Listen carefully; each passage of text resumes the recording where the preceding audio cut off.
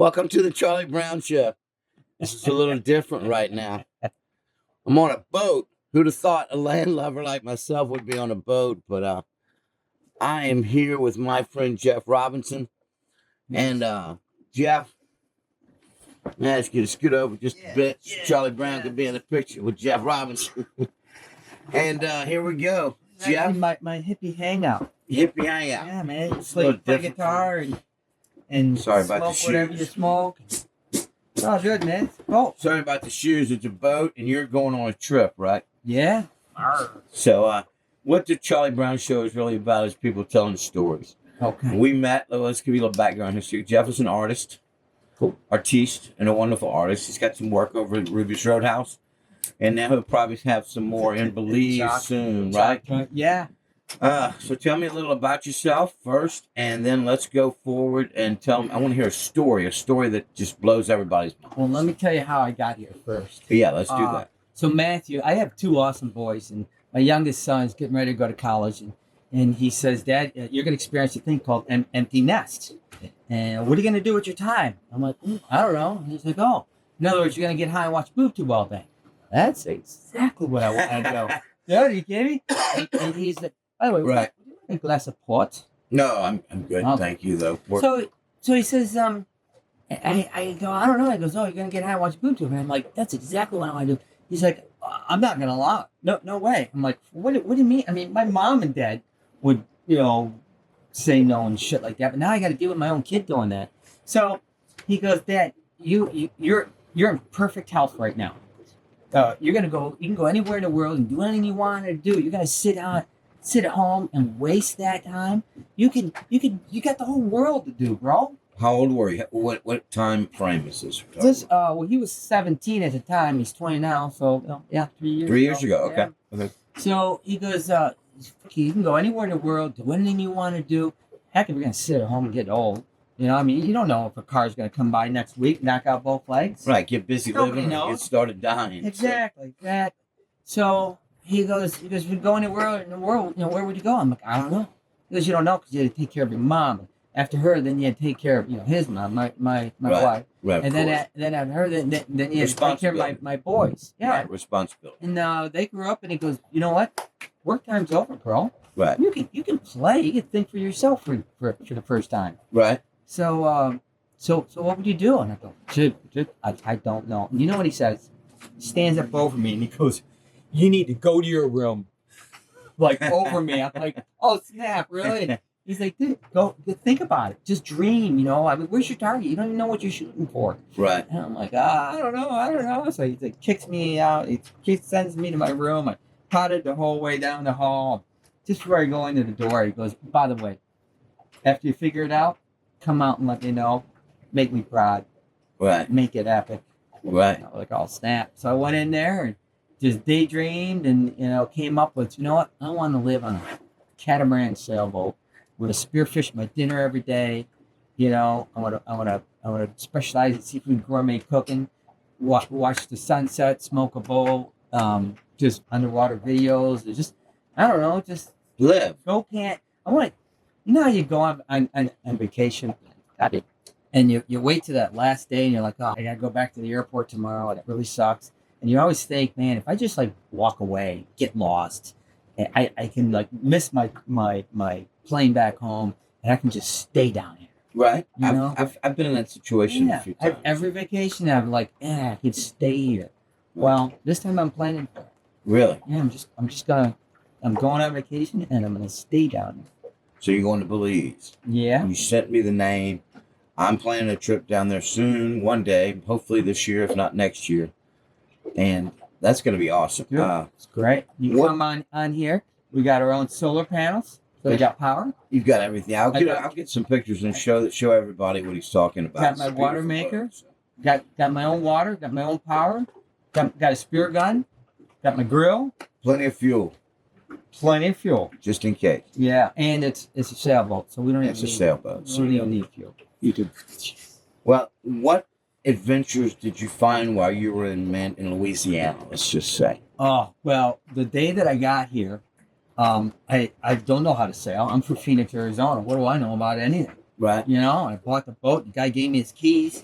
I'm like, are these the keys to the door? And he's like, no, that's the key to the engine. The engine? This is It's a sailboat. It's a sailboat. Bro. What are you doing? He goes, dude, it's got. He goes, good luck. And he hands me the keys and walked away. And I looked around. I found where the key goes in. Right. And an engine started up. And I'm like, it's like a golf cart, man. Right. Unhook me. I got this. So I was up here, right? And so we went out. I rode it all the way out there. I put up the sails and figured out. You yank something and the sail will go up. And Right. dude, I learned how to do it within like 9 hours. Right. Got the whole thing done. Right. And then I turned around and I came to come back in, start the engine, and the engine won't start. Oh shit. Yeah. I'm like, well, it's a sail. Right. So I sailed both sails all the way up to my where I was docking and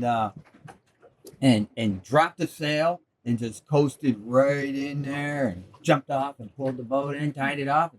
People were like, dude, how long have you been sailing for? 10 hours. 9 hours. 10 hours. Yeah, man.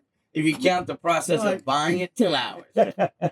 So then Ashley walks by and he goes, yeah, I used to own this boat. I go, you mean a boat like this? He goes, no, this boat. I go, like this engine that's decided not to work? Right. He's like, yeah. I go, do you know why this engine's not working? He says, yeah. Turn the thing and The fuel tighten that on. belt. And so, I did that and started right up. And he's walking away. I'm like, I got a lot more questions. So I went Right. after him, got that number.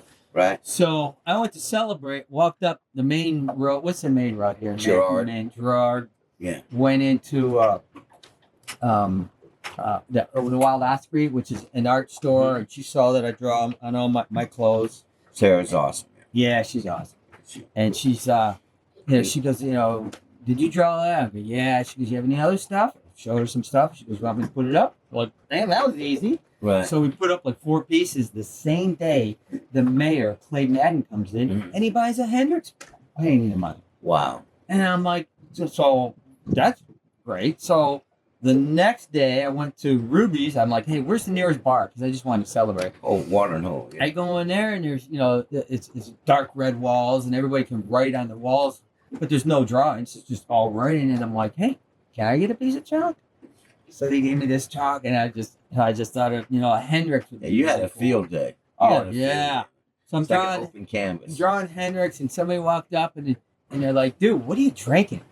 And I'm like, I don't know, what are you drinking? They're like, whiskey. And I'm like, all right. So, I got this whiskey and then all of a sudden, when I was done, somebody yells out, can you do Stevie Ray? I said, sure. So I did Stevie Ray right next to him. And then another, so they gave me another glass of whiskey. And then somebody yelled out, hey, can you do Janis Joplin? And there's another one. And then another person said, do Janis, but with a nice rap. Right. So I got Janis with a real nice rap, and I did Robert Johnson at the door. I did, I saw that one. It was Ray Charles. Ray Charles, yeah. Yeah, I did a couple nudes, whatever. Anyways, I was hammered because I'm not too much of a drinker. Right. And I'm new in town. I don't know my address. I don't know where I live. Right. I had no idea how I got there. And actually, I don't know where I live, but I ended up passing. Oh, I said, yeah, I live on a boat. And they go, which way is the water? Let's start there. Right. So they're like down this way. I'm walking all the way down the same road. What road is that? Gerard Street. No. Ruby's. Lamar. Whatever Ruby's is Lamar on. Street, yeah. And ran into this old building. The Dewdrop. The Dewdrop Inn, built in the 1800s. The Yeah. oldest jazz revenue in the world. Yeah. I'm checking it out. And next thing you know, I think I might have passed out. Who knows? But I woke up and the owner, Jack, is above me. He's like, "Well, you're early." I'm like, "Yep, I'm early." And he goes, "Well, the concert doesn't start till 6:30." Oh, concert's great. I'm like, "Well, can you put me to work? I'm just sitting here, right?" He goes, "What do you do?" I get high and paint. He goes, "Oh, you're an artist?" Oh, yeah. He goes, "Will you do the chalk drawing for tonight's event?" I'm like, "What chalk? This is Chalk Town, the Chalk Day, where Right. I mean, the last time I did chalk was in parents' front yard, Right. sidewalk. You're a child, yeah. And so I did chalk, and he did that. He goes, "Holy cow!" He goes, "You know what? Tonight's ticket for you is for free, and your alcohol is free, and the food is for free, and you got front row seats if you want." I'm like, "Great." Awesome. So I ended up doing the chalk drawings for all of 22 and half of 23. Oh, that's To good. do drop in. That's So good. get this, in the first 48 hours, I got my art in a gallery. I'm selling art. I'm in with the mayor. I got free drinks at the bar, and I got free concerts at the do. I'm like, dude, Welcome to Mandeville, Louisiana. I am not leaving this place for a while. It's wonderful. Everybody's going to miss you too. Yeah, So, I've had a lot of great people. We had a good time at your party the other night. But so your venture now is Belize. Yeah.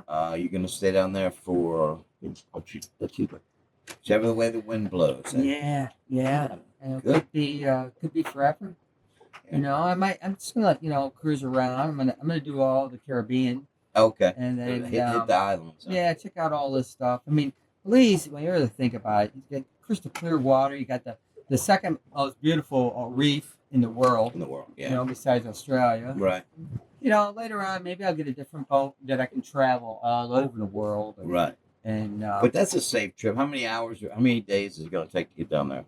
Well, it takes. We're gonna take our time and take like 2 days just to get to the edge. You know, we're like the last part of land, and wake up in the morning. Then you got like 4 days out at sea. Okay. You know, it depends on the weather, direction, and how much we're too. But hopefully 4 days, and then there's Cancun. Right. We're just gonna keep going. Right. You know, and then we're gonna. Where are we going? Yeah. Placencia. Yeah. Well, you got anything else you want to share with you? I like to end with a positive note to tell people that might be going through something we don't know about. I might be going through something they don't know about, and we like to end them with words of wisdom, words of something they can learn something from. I always try to keep it a positive, upbeat. Yeah. Because you never know what someone's going through. Well, life is like potato salad. When you share it, it becomes a picnic. I like that, Jeff. All right, y'all. Jeff Robertson on the Charlie Browne Show. That was fun, and I wish you a safe trip Awesome. and a fun trip. And I'll be down this